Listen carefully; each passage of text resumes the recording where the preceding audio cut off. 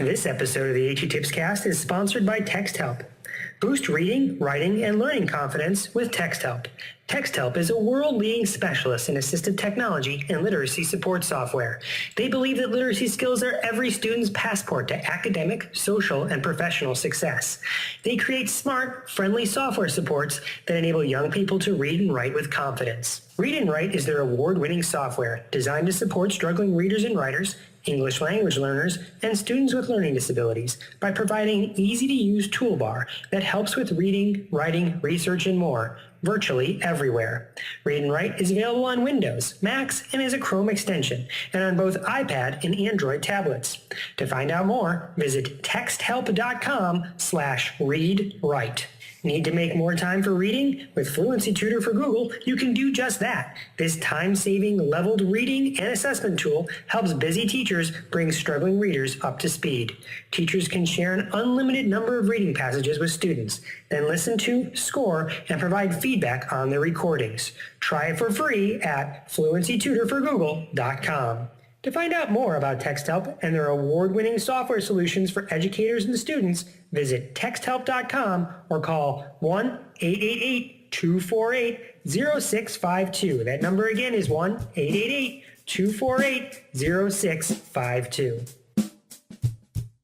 Hey Dad, how do you eat an elephant with a fork? I don't know. How do you eat an elephant with a fork? One bite at a time. Hello and welcome to the A.T.TIPSCAST, where we explore free, or nearly free, tools and strategies that can be used to help all learners, including those who are users of augmentative or alternative communication devices. I'm your host, Chris Bouguet. This is episode 152, recorded on March 12th, 2016. This is the second episode in a series exploring the selection and implementation of AAC devices for students with language impairments. In the last installment, we looked at the point of AAC. Just to summarize, the idea is that it's best to assume that students will someday be able to say anything they want at any time in order to produce spontaneous, novel utterances. Language can be broken down into two general categories, receptive and expressive. Receptive is what you take in and understand, while expressive is what you produce or convey. Generally, people tend to be capable of understanding more than they can express. If you've ever studied a foreign language, you know this to be true.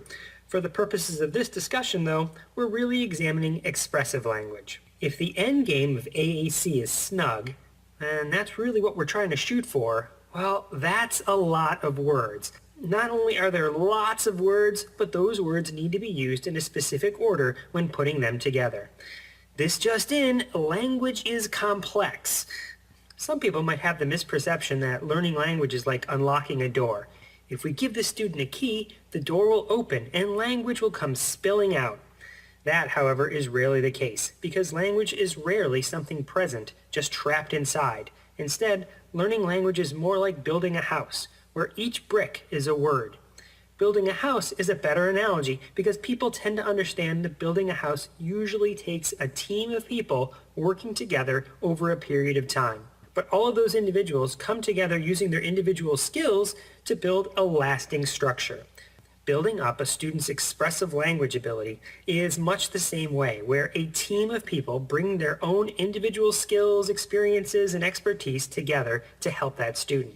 With all of these individuals working together, it's best to have some sort of plan to follow so everyone's on the same page. This could be a separate document that gets drafted, or it can be something integrated into the student's individualized education plan. Like blueprints for a house, this plan can be referenced and adjusted as the building progresses. So what does this kind of plan look like? Well, it can look different based on the student's language abilities, but when you're first starting out, it's likely the student is just learning first words. So again, for the sake of this discussion, let's assume the students are at a very early stage of language development. If a student needs to learn all of these words, what's a good plan of action? Well, how do you eat an elephant with a fork? The answer is one bite at a time. The notion that a student will learn thousands of words and learn how to combine those words when a student currently has no words can be sort of a daunting task. In order to slay that dragon, though, we break it down into its smaller parts by targeting 1 or 2 words per week. Pick a word or two, write them at the top of your lesson plan, and then plan for ways to teach those 1 or 2 words all day long. The average 18-month-old has been exposed to 4,380 hours of oral language at a rate of 8 hours per day from birth. A child who has a communication system, AAC, and receives speech-language therapy 2 times per week for 20 to 30 minutes will reach the same amount of language exposure in their AAC language in 84 years. A quote by Jane Corsten. Imagine a table with 2 columns and a bunch of rows. The first column lists the times of day, like morning meeting, science, language arts, lunch, math, snack. In the second column, write down different ways to elicit those words that you're targeting, and then do that for each block of the day. Shoot for at least 5 to 10 planned or structured interactions in each block with a target of at least 100. Some might even say 200, but at least 100 for the entire day. Make sure that day does not just include the school environment, but every environment. The more opportunities the student has to experience and practice the words, the better. Remember, in case it isn't obvious, I'm not talking about drill and kill with flashcards or something boring like that. I'm talking about designing and structuring meaningful exchanges between people. Also, post the word or words of the week up everywhere around the school, especially the classroom, but really everywhere, so everyone can see what words are being worked on. These words then become the focus of what gets practiced everywhere, including home, all week long. Each week, add more words, but don't forget about those words you practiced in the previous weeks. Just keep adding to them. Also, just because you're practicing specific words each week doesn't mean you don't model other words as well. Those 1 or 2 you pick just become the focus or target. If the average school year is 40 weeks long, you'd purposely target between 40 and 80 words per year. As the student progresses and learns a greater number of words, the focus can eventually change away from those individual words to more all-encompassing language concepts, such as present progressive forms of words, like ing, or teaching words that are related by meaning, such as temporal concepts, position prepositions, and indefinite pronouns. But how do you actually teach words? Teaching the words and language and how we use them all together is the fun part. Reading stories, singing songs, making analogies, putting on skits, drawing pictures, making movies, writing books, playing games, working on crafts, and creating multimedia are just some of the ways to learn the meaning and use of words. If you're with me so far and you're going to teach 1 or 2 words per week, by structuring situations where the student is exposed to those words and has the opportunity to explore and use those words, then you might be asking yourself the next logical question. If you had the task of trying to teach thousands of words and you were going to do that by starting to teach 1 or 2 words a week, which words would you start with? Which words would get you the biggest bang for your buck? Well, we'll get to the core of that matter in the next episode.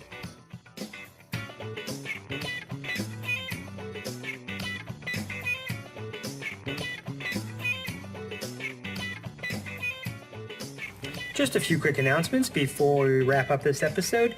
If you happen to find yourself in Toronto on August 6, 2016 at the International Society for Augmentative and Alternative Communication Conference, I'll be presenting a half-day pre-conference session there with Carol Zangari, who you might know from her work on the practicalaac.org blog.